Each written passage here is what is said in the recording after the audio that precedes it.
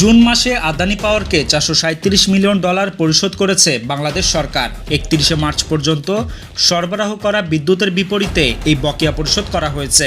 এটি এখন পর্যন্ত এককালীন সবচেয়ে বড় অর্থ পরিশোধ। ভারতের ঝাড়খণ্ডে অবস্থিত গোড্ডা বিদ্যুৎ কেন্দ্র থেকে সরবরাহ করা 1600 মেগাওয়াট বিদ্যুতের মূল্য বাবদ এই অর্থ পরিশোধ করা হয়েছে। এর আগে প্রতি মাসে $90 থেকে $100 মিলিয়ন পেত আদানি পাওয়ার। এবার একসাথে মেটানো হয়েছে সব বকেয়া, বিলম্ব ফি ও অতিরিক্ত খরচ। এর ফলে আদানি পাওয়ার ও বাংলাদেশের মধ্যে থাকা চুক্তিটি আবারও কার্যকর ও স্বাভাবিক অবস্থায় ফিরে এসেছে। বিদ্যুৎ চুক্তি নিয়ে চলা তদন্ত পরিষ্কার ঘোষণা করা হয়েছে। বর্তমানে গোড্ডা বিদ্যুৎ কেন্দ্র বাংলাদেশে মোট বিদ্যুতের প্রায় 10% সরবরাহ করছে। এখন থেকে কেন্দ্রটির 2টি ইউনিটই চালানো হবে সরকারের নির্ধারিত সূচি অনুযায়ী।